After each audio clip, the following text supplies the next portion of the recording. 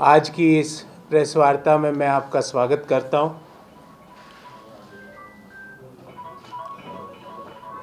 साथियों, एक बहुत ही बहुचर्चित और बहुत ही बड़ी फिल्म आई थी, हम आपके हैं कौन। अभी उस फिल्म का लगता है दूसरा पार्ट बना हुआ है और देश का हर व्यक्ति पूछ रहा है सरकार से कि हम अडानी के हैं कौन। हर व्यक्ति यही पूछ रहा है कि भाई हमारा उनसे क्या रिश्ता है कि हमारा सरकार एक सिंगल पॉइंट एजेंडे पे चल रही है। और वो सिंगल पॉइंट एजेंडा क्या है कि जो भी अडानी पे सवाल पूछे, किसने पूछा? राहुल गांधी जी ने पूछा। संसद की कार्रवाई से उन सवालों को अलग कर दिया गया। जो भी अडानी के बारे में वक्तव्य दे, किसने दिया? कांग्रेस अध्यक्ष श्री मल्लिकार्जुन खड़गे जी ने दिया। उसको राज्यसभा की कार्रवाई से अलग कर दिया। सरकार को क्या लगता है कि आंखें बंद करने से सवाल छूट जाएंगे? सवाल तो आज भी जस के तस बने हुए हैं। और ये आज की विशेष प्रेस वार्ता हम अडानी के हैं कौन सीरीज की प्रेस वार्ता है। एआईसीसी की ओर से देश भर के 23 शहरों में आज इस प्रेस वार्ता का आयोजन किया गया। और मैं आज आपके सामने जो तथ्य और आंकड़े लेके आया हूँ, 2 बार तो जब मैंने निकाले तो मुझे भी विश्वास नहीं हुआ कि ऐसा भी हो सकता है क्या, जबकि मैं अर्थशास्त्र की थोड़ी बहुत समझ रखता हूँ। पूर्ण जानकारी अर्थशास्त्र के ज्ञाता तो मोदी जी है। साथियों, हिंडनबर्ग रिपोर्ट आती है और वो कहती है कि शेल कंपनियों से, विदेशी शेल कंपनियों से अडानी ग्रुप को पैसा मिला। हमने सवाल पूछा कि इस काले धन का असली मालिक कौन है? सरकार इसकी छानबीन क्यों नहीं कराती है? सरकार जेपीसी क्यों नहीं कराती है? अरे संसद के दोनों सदनों में आपका बहुमत है, आपके सांसद ज्यादा होंगे, आप डरते क्यों इतना मोदी जी?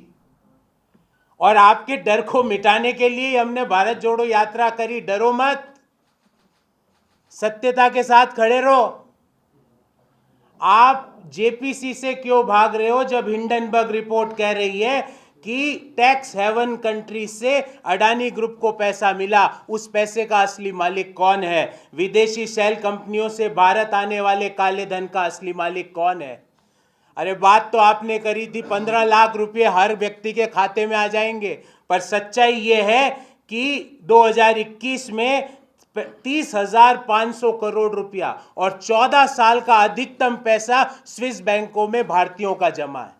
हमको कहा गया स्विस बैंकों से पैसा आएगा, हर व्यक्ति के खाते में 15 लाख जाएगा, और सच्चाई ये है कि स्विस बैंकों में जमा अपने 14 वर्ष के अधिकतम मूल्य पर है। तो जेपीसी से मोदी जी डरो मत। क्यों डर रहे हो और किसे बचाना चाहते हो? दूसरा, जब ये सब धोखाधड़ी हो रही थी, और मैं आपको आंकड़े दूंगा, तो भारत की जो securities and exchange board of India, जिसको हम सेबी कहते हैं, वो सेबी सो क्यों रही थी? किसके दबाव में सो रही थी? मैं आपको कुछ डाटा देता हूं। 24 जनवरी 2023 से लेके 15 फरवरी 2023 के बीच, मतलब 25 दिन के अंदर अडानी ग्रुप का 10.5 lakh crore, 10.5 lakh crore is equal to 10.5 trillion Adani group की मार्केट कैप में कमी आई। सेबी ने कोई जांच नहीं की। किसका पैसा डूबा? उन छोटे छोटे निवेशकों का पैसा डूबा जिन्होंने बढ़े हुए भाव में अडानी कंपनी के ग्रुप के शेयर खरीद लिए। उसके भाव आधे हो गए, सेबी खामोश बैठी हुई है। जब हमारे लोग, हमारे नेता, हमारे अध्यक्ष जेपीसी की मांग करते हैं तो उस मांग को संसद की कार्रवाई से हटा दिया जाता है।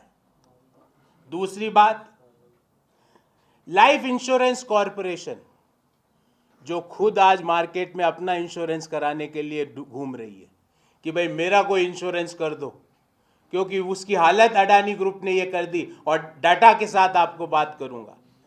30 दिसंबर 2022 को 83,000 करोड़ रुपए का निवेश LIC का अडानी ग्रुप ऑफ कंपनी में था। कब था?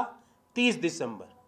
15 फरवरी अर्थात 1.5 महीने के अंदर 83,000 करोड़ हो गया 39,000 करोड़, मतलब 1.5 महीने में LIC के 44,000 करोड़ स्वाहा। कौन है LIC का मालिक? वो हर व्यक्ति है, वो हर छोटा छोटा सेविंग करने वाला आदमी है जो अपनी छोटी सेविंग LIC की पॉलिसीज में डालता है। 30 करोड़ पॉलिसी धारक है। उन 30 करोड़ पॉलिसी धारकों का 43,000 करोड़ रुपया अडानी ग्रुप में जो LIC ने निवेश किया था वो कमी हो गई। उसका उसका उसका उसका दोषी कौन है? मोदी जी और सेबी ये जांच से क्यों भाग रही है? और तो और अडानी ग्रुप ने जब FPO, जिसको हम कहते हैं फॉलो ऑन पब्लिक ऑफर, जब FPO इश्यू किया तो LIC ने 300 करोड़ उसमें इन्वेस्टमेंट का भी हामी भर दी। अब आप बताइए, किसी कंपनी के 1.5 महीने में 44,000 करोड़ रुपए की जो इन्वेस्टमेंट है उसमें कमी आ गई, वो कंपनी 300 करोड़ रुपए FPO में इन्वेस्ट के लिए तैयार हो जाती है, और सेबी और वित्त मंत्रालय खामोश बैठे हैं। हम सवाल पूछते हैं तो उसको कार्रवाई से हटा देते हैं। तीसरी बात, और बहुत गंभीर बात बोलने वाला हूं, 2001 में केतन पारेख के जो घोटाला हुआ था उसमें JPC हुई थी। उस JPC में यह कहा गया कि अडानी समूह के प्रमोटरों ने शेयर बाजार में हेरफेर करने में सहयोग दिया। क्या यह चिंताजनक बात नहीं है कि एक कंपनी जो 2001 में केतन पारेख के घोटाले वाले समय से उसको बताया गया कि इसने शेयर बाजार के भाव में उतार चढ़ाव में फेरबदल के लिए एक घोटाला किया, उस कंपनी की सेबी कोई जांच नहीं कराना चाहती। LIC का पैसा 44,000 करोड़ रुपया इन्वेस्टमेंट में कमी आ गई, सेबी खामोश, वित्त मंत्रालय खामोश, प्रधानमंत्री खामोश। 10.5 लाख करोड़ रुपया छोटे निवेशकों का डूब गया, अडानी ग्रुप के मार्केट कैप में कमी आई, वित्त मंत्री खामोश, RBI खामोश, सेबी खामोश। इसीलिए देश का हर व्यक्ति पूछ रहा है, हम अडानी के हैं कौन? साथियों, यहीं खत्म नहीं हुआ, क्योंकि अभी मित्रकाल चल रहा है। अमृतकाल सरकार बोलती, पर यह अमृतकाल नहीं है, इसको हम कहते हैं मित्रकाल है। और इस मित्रकाल में मित्रकाल पूंजीवाद को बढ़ावा दिया जा रहा है। मैं आपसे पूछता हूं, जांच करने की बजाय इस बजट में 50 नए हवाई अड्डों की घोषणा की गई। मैं आप सब लोगों से पूछता हूं, क्या हमको इंतजार करना पड़ेगा ये जानने के लिए कि वो हवाई अड्डों का संचालन कौन करेगा?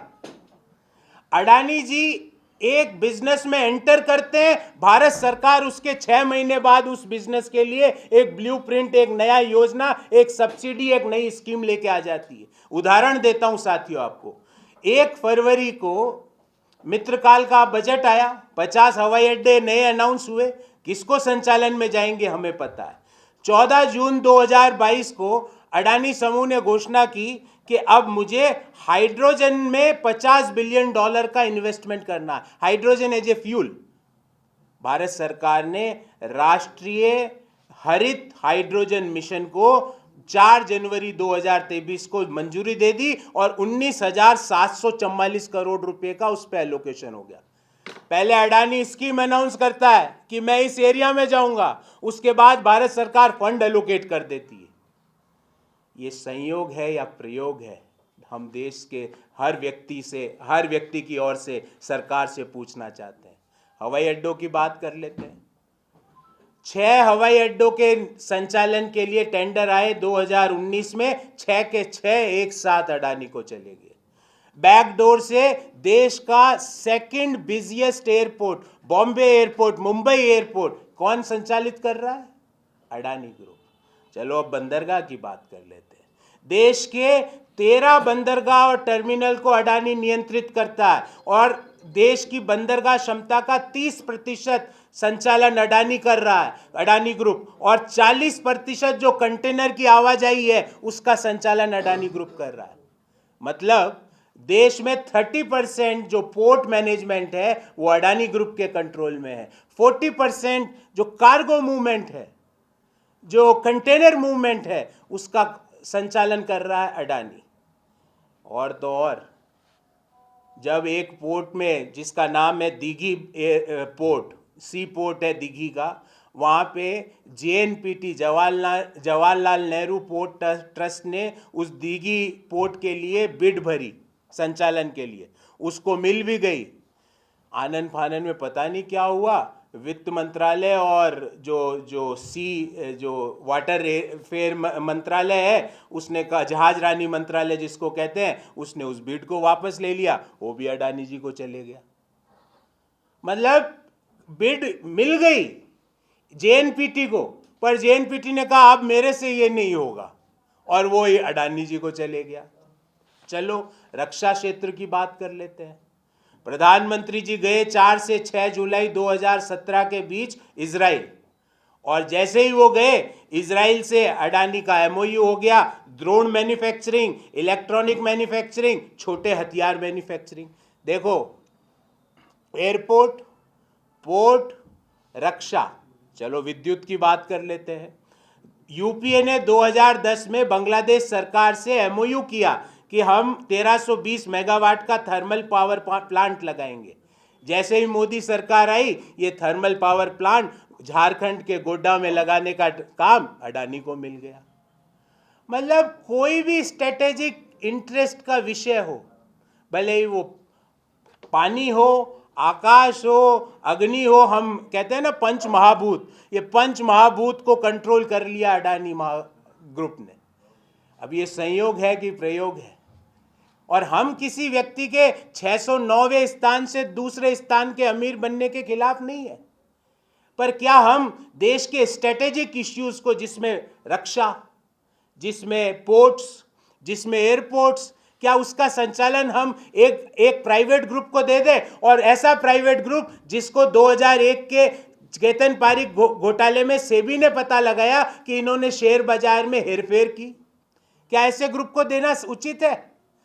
क्यों सेबी और क्यों रिजर्व बैंक ऑफ इंडिया खामोश है? क्यों फाइनेंस मिनिस्ट्री खामोश है? और तो और, जैसा राहुल गांधी जी ने कहा कि 2014 से पहले अडानी जी, प्रधानमंत्री जी अडानी के हवाई जहाज में घूमते थे, और 2014 के बाद अडानी जी मोदी जी के हवाई जहाज में घूमते हैं, और जहां जहां मोदी जी विदेश में जाते हैं, जैसे ही वापस आते हैं, वहां से एक बड़ा काम अडानी को मिल जाता है। मैंने उदाहरण दिया आपको इजराइल, मैंने आपको उदाहरण दिया बांग्लादेश, और मुझे ये बताइए, ड्रोन मैन्युफैक्चरिंग में अडानी का क्या अनुभव है? इलेक्ट्रॉनिक मैन्युफैक्चरिंग में अडानी का क्या अनुभव है? एयरपोर्ट मैनेजमेंट में अडानी का क्या अनुभव है? थर्मल पावर मैन्युफैक्चरिंग में अडानी का क्या अनुभव है? तो ये संयोग नहीं है प्रधानमंत्री जी, ये क्लियर कट प्रयोग है, और ऐसा प्रयोग है जो मैंने आपको पहले भी कहा, जिससे LIC, state bank of India, जो भारत के छोटे निवेशक है, उनका पैसा डूब रहा है। और ये जो बिजनेस जो अडानी को जा रहा है, ये अगर अडानी को नहीं जाता तो कौन करता साथियों? देश का MSME करता, जो देश का सबसे बड़ा एम्प्लॉयमेंट प्रोवाइडर है। देश के स्टार्टअप्स करते। अगर ये ड्रोन का काम अडानी को नहीं जाता, तो जो स्टार्टअप्स पिछले 20 साल से 10 साल से इस टेक्नोलॉजी को ट्रैक कर रहे हैं, उनके पास ये काम जाता, पर ये काम उनको नहीं गया, ये काम गया अडानी को।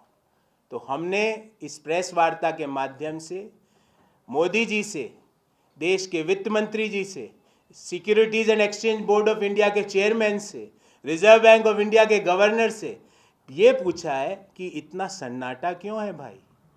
इतने डर क्यों रहे हो? जवाब क्यों नहीं देते? हमारे सवालों को कार्रवाई से निकालने से सवाल खत्म नहीं होंगे, सवाल तो और वहाँ जस के तस खड़े हैं। और जैसा महात्मा गांधी ने कहा कि आप जितना भी सच को दबाने का, कुचलने का प्रयास करोगे, सच उतना ही तेजी से उफन उफन कर बाहर आकर बोलेगा कि हम अडानी के हैं कौन। सच बार बार ये पूछेगा आपसे कि सेबी, देश LIC के जब 44,000 करोड़ रुपए की कमी आई तो सेबी चुप क्यों थी? एफपीओ में 300 करोड़ रुपया एलआईसी इन्वेस्टमेंट को क्यों तैयार हो गई? 10.5 लाख करोड़ रुपया छोटे निवेशकों का क्यों डूबा? ऐसी कंपनी जो 2001 से टेंटेड है, उस कंपनी को स्ट्रेटेजिक इंटरेस्ट के बिजनेसेस भारत सरकार ने क्यों दे दिए? जो स्ट्रेटेजिक इंटरेस्ट के इश्यूज है, उसमें मोनोपोलीज एस्टेब्लिश करने की अप्रूवल भारत सरकार ने क्यों दी? तो इसी बारे में हमने आज की विशेष प्रेस वार्ता रखी थी साथियों। मैं सिर्फ इस विषय के संबंधित सवाल लूँगा, और जो आपके सवाल हैं, हमारे वरिष्ठ लोग हैं, समय समय पर प्रेस वार्ता करते हैं। आदरणीय प्रताप सिंह जी हैं, वो कई बार आपसे बात करते हैं, राज्य सरकार की, अपने विभाग की बात करते हैं।